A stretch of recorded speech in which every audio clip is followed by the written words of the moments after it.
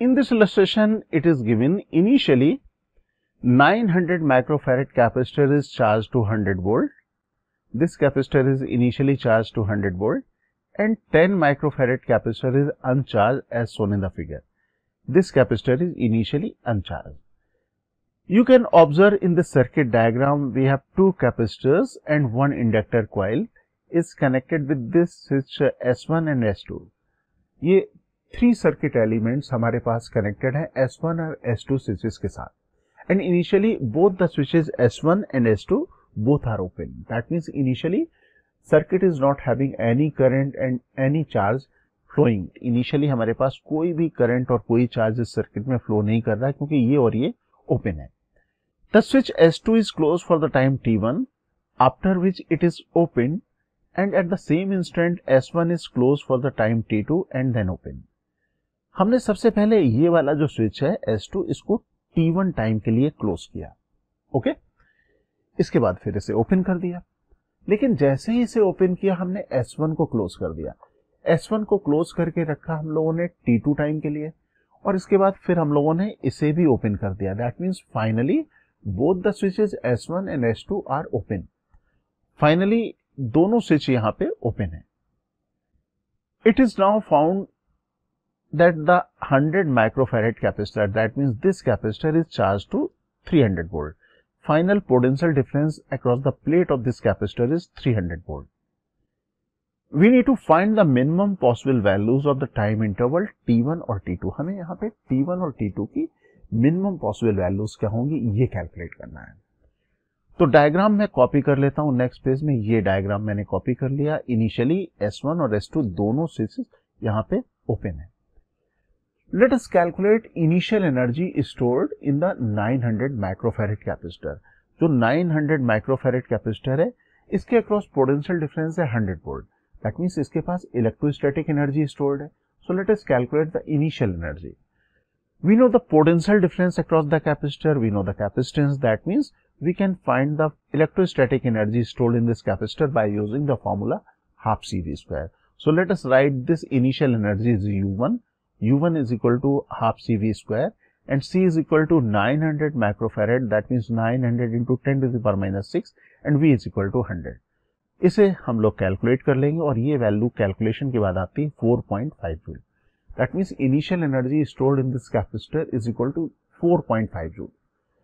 अब देखते हैं कि फाइनल एनर्जी इसके पास कितनी आती है. फाइनल एनर्जी हमें कैलकुलेट करना इसलिए जरूरी है कि अगर हम लोग इसकी एनर्जी कैलकुलेट कर लें तो हमें मालूम हो जाएगा कि इसकी जो इनिशियल एनर्जी है उसका कितना पार्ट इस इंडक्टर कॉइल के पास गया और कितना पार्ट फाइनली कैपेसिटर के पास गया. तो कैपेसिटर के अक्रॉस जो फाइनल पोटेंशियल डिफरेंस है उससे हम लोग मालूम कर सकते हैं what is the final energy stored. तो final energy stored in this capacitor we can use the same formula because we know the potential difference and capacitance. So let us write this energy is U2 equal to half CV square and C is equal to 100 into 10 to the power minus 6 and V equal to 300. Calculate कर लें. इसका calculation result मैं लिख देता हूं 4.5 joule again. You can observe the entire energy of the 900 microfarad capacitor has been transferred to the 100 microfarad capacitor. इसकी पूरी की पूरी एनर्जी इस कैपेसिटर में ट्रांसफर हो गई. That means this inductor coil is not having any energy. That means we can say no magnetic energy will be stored in the inductor coil. Inductor coil में कोई भी मैग्नेटिक एनर्जी स्टोर नहीं होगी. जितनी electrostatic energy initial थी वो finally electrostatic energy जो दूसरा कैपेसिटर है 100 माइक्रोफैरेड कैपेसिटर है उसमें ट्रांसफर हो गई. अब इस प्रोसेस को देखते हैं ये प्रोसेस हुआ कैसे. हमने इनिशियली S2 को क्लोज किया था. ये S2 क्लोज T1 टाइम के लिए क्लोज किया था और इनिशियली इसको हमने ओपन रखा हुआ था. दैट मीन्स ये जो सेटअप है ये LC सर्किट फॉर्म हो रहा है. अब यहाँ पे अगर LC सर्किट अगर फॉर्म हो रहा है तो जैसे ही हम लोग इसे कनेक्ट करेंगे तो इलेक्ट्रिकल एनर्जी यहां से ट्रांसफर होना शुरू हो जाएगी इंडक्टर कॉइल में. इंडक्टर कॉइल में करंट फ्लो होगी. दैट मीन्स यहाँ पे स्टोर होगी मैग्नेटिक एनर्जी. तो यहाँ पे हम लोग कहेंगे कि electrical energy of the 900 microfarad capacitor is converted into the magnetic energy of the inductor coil. तो ये इनिशियली ये प्रोसेस होगा और यहाँ पे 100% एनर्जी, इलेक्ट्रिकल एनर्जी का ट्रांसफर होना है इंडक्टर कॉइल में, क्योंकि फाइनल एनर्जी इस कैपेसिटर और इस कैपेसिटर की सेम है। दैट मीन्स इस इंडक्टर कॉइल में कुछ भी एनर्जी नहीं रखनी है। अब हम लोग प्रोसेस करते हैं, S2 को ओपन कर दें और S1 को क्लोज कर दें। तो मैं इसको जैसे ही क्लोज करूंगा साथ साथ ये ओपन हो जाएगा, ये मेरे पास ओपन हो गया। Now we can observe this is again LC circuit, एक दूसरा LC सर्किट आप यहाँ पे देख रहे हो। और इस LC सर्किट में होने क्या वाला है, इस इंडक्टर कॉइल की जो एनर्जी स्टोर्ड है उसका 100% ट्रांसफर होने वाला है 100 माइक्रोफैरेड के कैपेसिटर में। That means magnetic energy of the inductor coil will be converted into the electrical energy of the capacitor, यहाँ पे ट्रांसफर हो जाएगी। ओके और हम लोगों को मालूम है कि LC सर्किट में LC ऑसिलेशन होता है।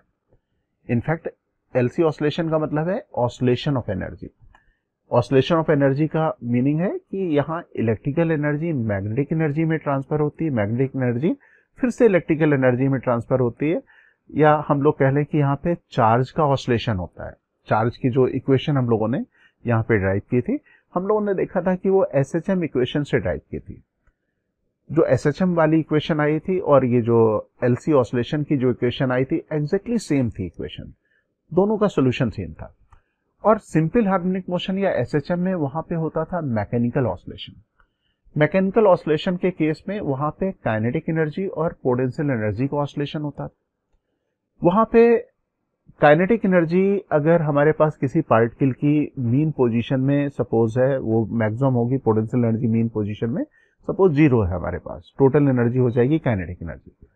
तो जब पार्टिकल मीन पोजीशन से एम्पलीट्यूड पोजीशन पहुंचेगा, ऐसा होने में उसे 1 टाइम पीरियड का T/4 टाइम लगेगा। तो जब वो एम्पलीट्यूड पोजीशन में पहुंचेगा तो काइनेटिक एनर्जी का 100% पार्ट पोटेंशियल एनर्जी में ट्रांसफर हो जाएगा। दैट मीन्स मैकेनिकल ऑसिलेशन के केस में काइनेटिक एनर्जी से पोटेंशियल एनर्जी में ट्रांसफर होने में T/4 टाइम लगता है। दैट मीन्स अगर हम लोग यहाँ पे ऑसिलेशन की बात करें, एनर्जी ऑसिलेशन की बात करें, तो वन फॉर्म ऑफ एनर्जी को दूसरे फॉर्म ऑफ एनर्जी में ट्रांसफर होने में T/4 टाइम लगेगा। तो यहाँ पे LC सर्किट है, LC ऑसिलेशन है।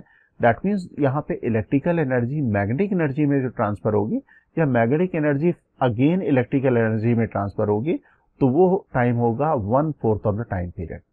अब इस स्टेटमेंट को थोड़ा जस्टिफाई कर लें। जब हम लोगों ने थ्योरी लर्न की थी, हम लोगों ने एक चार्ज कैपेसिटर लिया था। चार्ज कैपेसिटर हमने एक इंडक्टर कॉइल के साथ कनेक्ट किया था और इंडक्टर कॉइल में इनिशियली कोई करंट नहीं थी। दैट मीन्स इनिशियल एनर्जी थी electrostatic energy in the capacitor.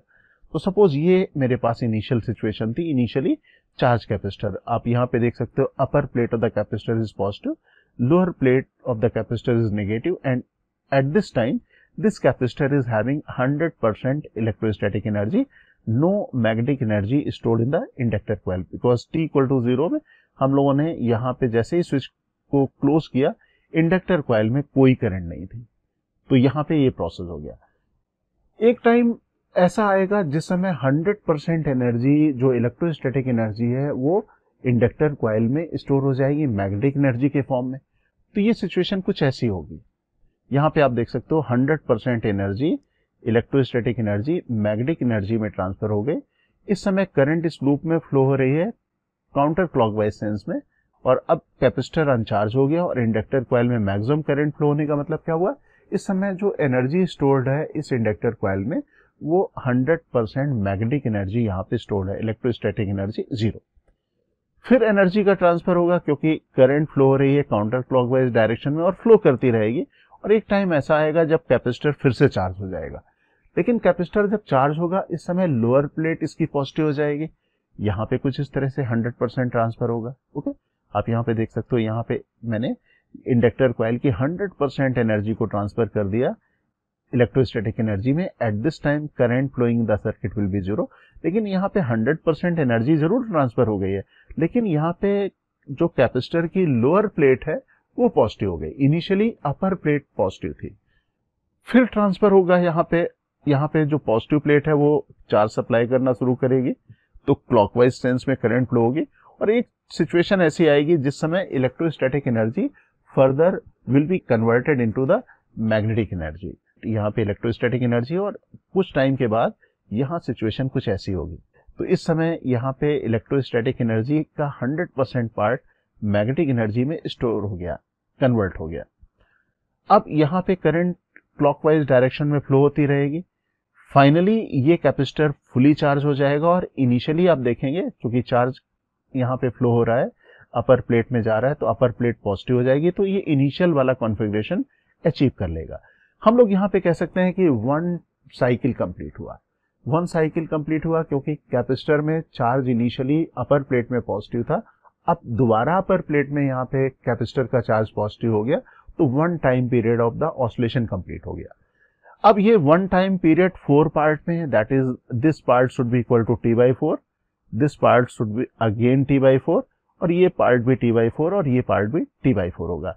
तो सिंपल वे में हम लोग यहाँ पे कह सकते हैं कि LC ऑसिलेशन में एनर्जी का 1 फॉर्म दूसरे फॉर्म में जब कन्वर्ट होगा वो टाइम पीरियड होगा, टाइम इंटरवल होगा 1/4 of the time period. Okay, तो अब हमारा स्टेटमेंट यहाँ पे जस्टिफाई है। अब इनिशियली हमने स्विच S2 को क्लोज रखा हुआ था, यहाँ पे क्लोज किया हुआ था। अब ये जो सर्किट फॉर्म हो रहा है वो है LC सर्किट। यहाँ पे 900 microfarad capacitor 10 Henry inductor coil के साथ कनेक्टेड है। अब ये जो सर्किट हमारे पास है वो है LC सर्किट, और अगर ये LC सर्किट है तो we can find the angular frequency of the LC oscillation, and this angular frequency omega is equal to 1 divided by under root LC। इसको लिख सकते हैं ऐसे। Suppose time period of oscillation of LC circuit और LC oscillation का time period T1 है यहाँ पे, so here we can write this value is equal to 2 pi divided by T1, that means T1 should be equal to 2 pi under root LC1। यहाँ पे हम लोग calculate कर लें, we know the value of L10, we know the value of C1, यहाँ पे value रख दें और अप्रोक्सीमेट कैलकुलेट कर रहे हैं हम लोग यहाँ पे, और अप्रोक्सीमेट कैलकुलेट करने के बाद ये वैल्यू आ रही है 0.6 सेकेंड। अभी हम लोगों ने डिस्कस किया था कि यहाँ पे इलेक्ट्रोस्टैटिक एनर्जी को मैग्नेटिक एनर्जी में 100% ट्रांसफर होने में टाइम पीरियड का 1/4 लगता है। Time period is equal to 0.6 second. That means ये प्रोसेस होने में, दैट मीन्स जब हमने S2 को क्लोज करके रखा हुआ है, ये टाइम होना चाहिए 0.6 divided by 4, that means 0.15 second. तो इस ड्यूरेशन में 0.15 सेकेंड में जो इलेक्ट्रोस्टैटिक एनर्जी है ये ट्रांसफर हो जाएगी इंडक्टर कॉइल में, दैट मीन्स कैपेसिटर ये फुली डिस्चार्ज हो जाएगा और इस समय जो इंडक्टर कॉइल में करंट फ्लो हो रही होगी that will be the maximum current. तो यहाँ पे T1 की वैल्यू आ गई 0.15 सेकेंड, ये वाले 0.6 डिवाइडेड बाई 4 0.15 सेकेंड, ये हमारे पास वैल्यू आ गई T1 की वैल्यू। अब हम लोग यहाँ पे S2 को ओपन कर दें, S1 को क्लोज कर दें, ये कर दिया। अब इस प्रोसेस में आप यहाँ पे देख सकते हो we have another LC circuit, ये हमारे पास LC सर्किट है और LC सर्किट में हमारे पास जो कैपेसिटेंस है वो 100 माइक्रोफैरेड, इंडक्टर कॉइल सेम है। तो यहाँ पे भी हम लोग एंगुलर फ्रीक्वेंसी कैलकुलेट कर लें, फॉर्मूला वही रहेगा 1 divided by under root LC, और यहाँ टाइम पीरियड ले लेते हैं T2, that means T2 is equal to 2 pi under root LC2। यहाँ पे भी कैलकुलेट कर लें, यहाँ पे L की value 10, C equal to 100 microfarad ये रख दें, अप्रॉक्सीमेट कैलकुलेट करें तो ये वैल्यू आती है 0.2 सेकेंड। अब यहाँ पे मैग्नेटिक एनर्जी का 100% पार्ट ट्रांसफर हो गया इलेक्ट्रोस्टैटिक एनर्जी में, दैट मीन्स ये जो टाइम है ये T2 टाइम होना चाहिए 1/4 ऑफ 0.2 सेकेंड। 0.2 सेकेंड का 1/4 करेंगे तो 0.05 सेकेंड आएगा, दैट मीन्स 0.05 सेकेंड में जो मैग्नेटिक एनर्जी है वो इलेक्ट्रोस्टैटिक एनर्जी में कन्वर्ट हो जाएगी, that means T2 is equal to 0.05 second. तो T2 की वैल्यू आ जाएगी 0.05 second. Okay dear aspirants, Cengage India has launched the new edition of our JEE Advanced Physics books. Please visit www.cengage.co.in to buy a copy. You can also buy the books from Amazon or Flipkart.